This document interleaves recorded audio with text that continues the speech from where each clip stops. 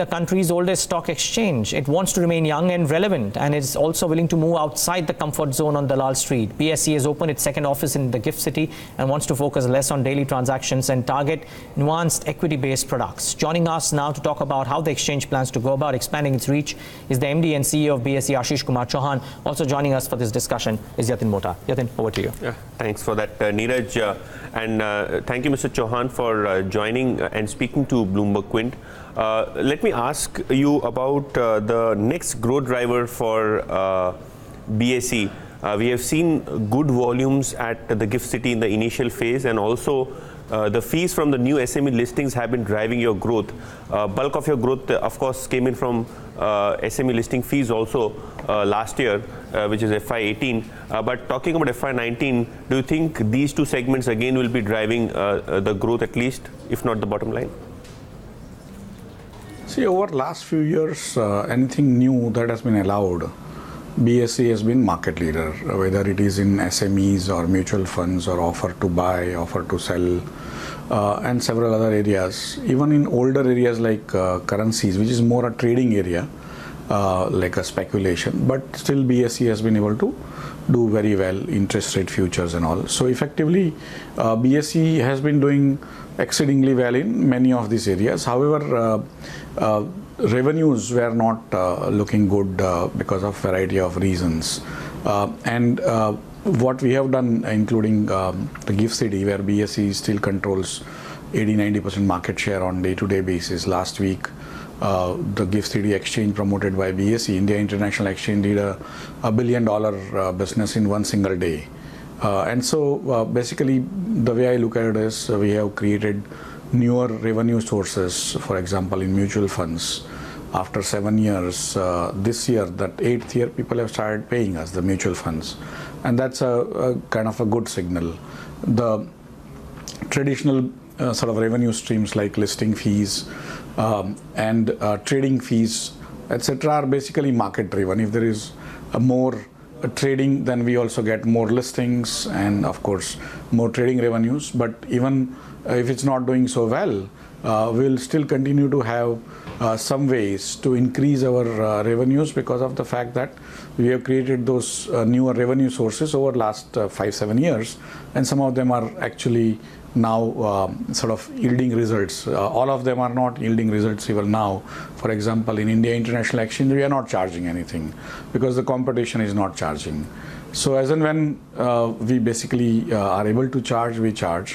What we have tried to do is we have been in traditional businesses, which are called stock exchange businesses, like equity derivatives, currency derivatives, interest rate derivatives. But we have also moved over to higher margin, sort of lower transaction intensity businesses like mutual fund distribution, SMEs, and IPOs and so on and so forth, where we have a very large market share.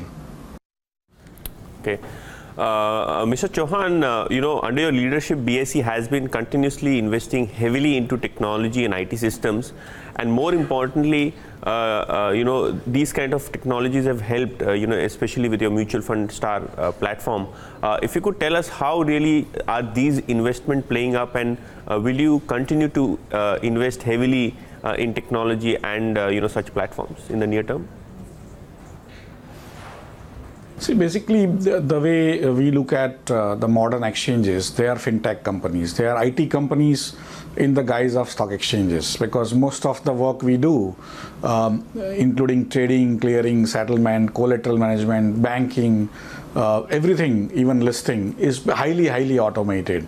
And that's where we perceive ourselves as a very high-tech company. And most of the technology we use is either owned by us through our subsidiaries, or we have the source code, so we are able to actually change it with our own people or third parties. And so effectively we control our technology, unlike any other exchange in India.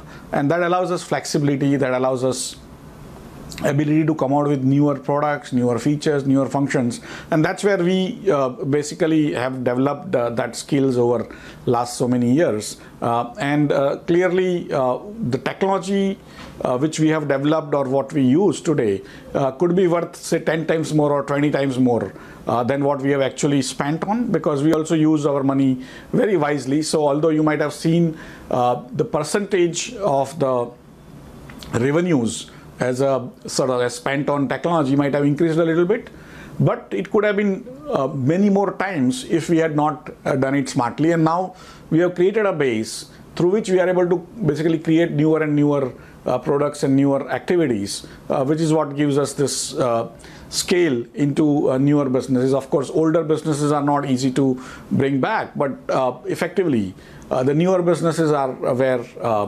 the margins are, where the new revenues are for the industry. Okay, Ashish, I want to ask you about the commodity exchange GIFT City operations. Somewhere around Diwali or October, you plan to launch a commodity exchange. If you could tell us how really do you see these businesses shaping up? Because probably you may not make any revenue in the near term, or probably the setup costs will be high. But do you think these two things will be a big opportunity for the Bombay Stock Exchange in terms of the profit and the revenue opportunity in the quarters to come?